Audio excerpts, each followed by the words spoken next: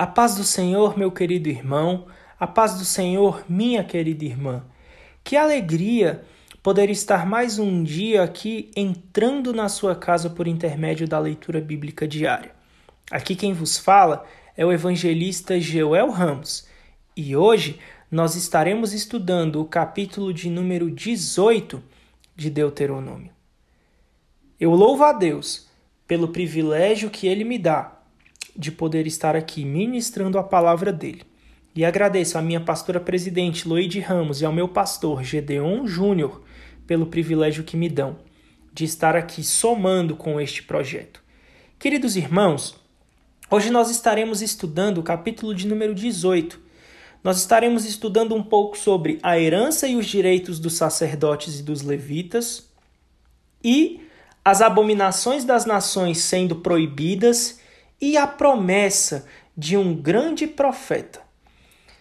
Irmãos, iniciando nosso estudo, começando do versículo 1 ao versículo 8, nós vamos estudar um pouco sobre a herança e os direitos dos sacerdotes e dos levitas. Bem sabemos que a Igreja de Jesus Cristo é um sacerdócio, como bem nos ensina Pedro, lá em sua primeira epístola, no capítulo de número 2. Mas a nação de Israel tinha um sacerdócio. Todos os sacerdotes e levitas eram descendentes de Levi, o terceiro filho de Jacó e Lia. Levi tinha 3 filhos, Gerson, Coate e Merari, sendo que Arão e Moisés eram da família de Coate. Somente os descendentes de Arão eram chamados de sacerdotes e tinham um direito de servir no santuário propriamente dito.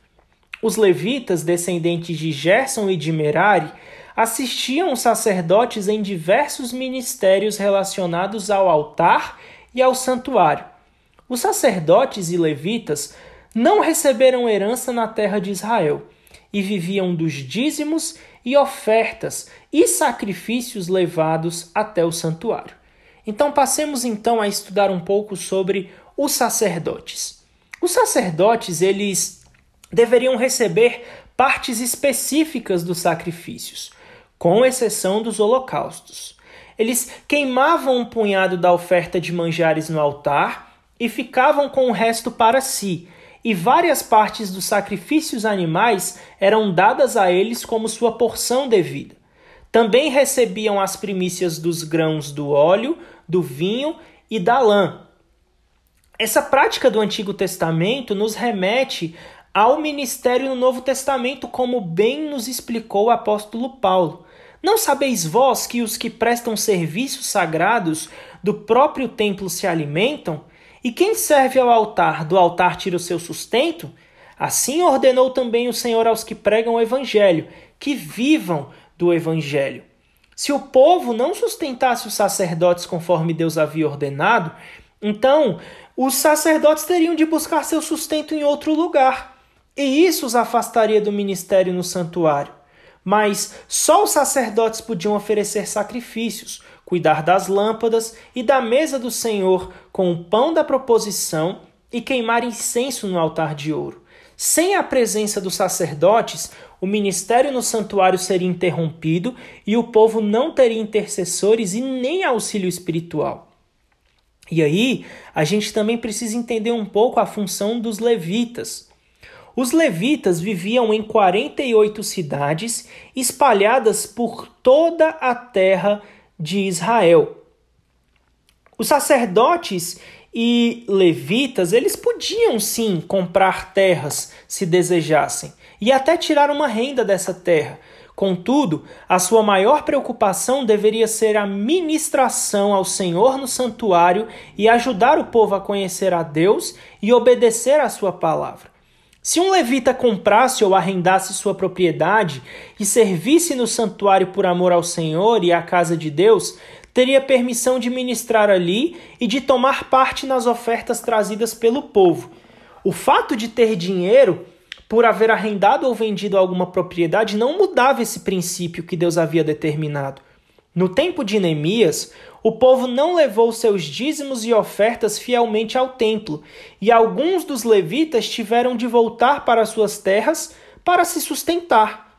Neemias levou o povo a obedecer a palavra e sustentar seus líderes espirituais, e os israelitas levaram seus dízimos e ofertas para serem distribuídos entre os levitas.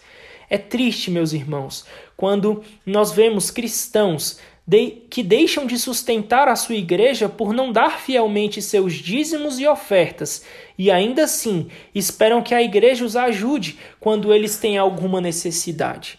Não é mesmo? Então, passada essa parte de Deuteronômio 18, do versículo 1 ao 8, nós precisamos também compreender o que Deus queria dizer ali do versículo 9 ao 14, quando ele proibiu a abominação das nações. Deus ele explicou àquele povo que quando eles entrassem na terra que Deus daria a eles, que eles não deveriam aprender a fazer as abominações das nações que ali estavam.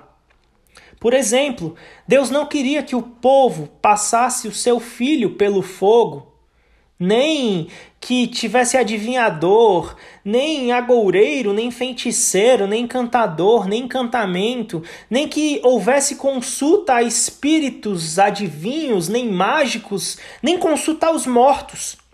Porque tudo isso seria considerado abominação. E Deus foi bem claro ao dizer que, se eles praticassem essas abominações, ele lançaria o povo fora daquela terra. E Deus ali ainda diz que perfeito serás, como o Senhor teu Deus. E sabe, meu querido, Deus ele ainda avisa ao povo, nessas nações existem todo tipo de gente que faz tudo errado, mas a cada um de vocês eu não permito esse tipo de coisa. Eu não permito que você passe seu filho no fogo e ofereça ele em sacrifício a Moloque. Eu não permito que você vá até um adivinhador, vá até um feiticeiro, porque todo o poder está em minhas mãos. Deus queria livrar o povo da idolatria que estava ali naqueles outros povos que eram seus circunvizinhos, certo? E povos que eles teriam que tirar daquela terra. A ordem era clara. Só que Deus ele também fala algo muito interessante do versículo 15 ao versículo 22. O Senhor teu Deus te despertará um profeta do meio de ti, de seus irmãos como eu, e a ele ouvireis, conforme tudo o que pediste ao Senhor teu Deus em Horebe no dia da congregação, dizendo: não ouvirei mais a voz do Senhor meu Deus, nem mais verei este grande fogo para que não morra. Então o Senhor me disse: bem falaram naquilo que disseram, eis que lhe suscitarei um profeta do meio de seus irmãos, como tu, e porei as minhas palavras na sua boca, e ele lhes falará tudo o que ele ordenar. E será que qualquer que não ouvir as minhas palavras que ele falar em meu nome, eu requererei dele. Porém, o profeta que presumir soberbamente de falar alguma palavra em meu nome, que eu não lhe tenho mandado falar, ou que falar em nome de outros deuses, o tal profeta morrerá. E se disseres no teu coração, como conheceremos a palavra que o Senhor não falou? Quando o tal profeta falar em nome do Senhor, e tal palavra se não cumprir, nem suceder assim, esta é palavra que o Senhor não falou. Com soberba falou tal profeta, não tenhas temor dele. Queridos, nós precisamos compreender, nesses versículos que foram lidos aqui, que uma das preocupações do povo era justamente como ficaria o povo com a morte de Moisés. E aí, Moisés fala ao povo que Deus despertará profeta no meio dele para que mostrasse as palavras do Senhor. E Deus, ele cumpriu essa promessa em diversos momentos, levantando profetas no meio de Israel. Inclusive, Deus ele demonstra o seguinte, que se levantassem pessoas falando em nome dele, coisas que ele não tivesse falado, Deus iria requerer daquele homem. Deus também iria requerer quando ele mandasse um profeta falar e aquele profeta falasse e o povo não ouvisse as suas palavras. E Deus ainda iria requerer daquele profeta se ele tivesse dado uma ordem para o profeta falar e o profeta não falasse aquilo que Deus tinha ordenado. Então, Deus ele ilustrou diversas situações que aconteceriam. E Deus ainda deixa claro outra situação que muitas vezes em nosso dia está em evidência. Como conheceremos a palavra que o Senhor não falou? Às vezes existem muitas pessoas que querem ser profetas e querem falar uma série de coisas. Mas, queridos, nós precisamos ter em mente que aquilo que vem do Senhor se cumpre, mas aquilo que não vem do Senhor não se cumpre. E é assim que nós podemos compreender se um profeta vem de Deus ou não. Então, nós precisamos entender que no capítulo de número 18, nós temos grandes ensinamentos. Nós temos ensinamentos sobre os sacerdotes e os levitas, ensinamentos de proibições que Deus tinha dado ao povo para que eles não se contaminassem no meio daquelas outras populações que tinham deuses estranhos. E principalmente que eles entendessem que Deus levantaria homens para falar com eles aquilo que era a sua vontade. Então, meu irmão, que Deus te abençoe e amanhã nós estaremos juntos em mais uma leitura bíblica para a honra e glória do nome do Senhor. A paz do Senhor e até amanhã.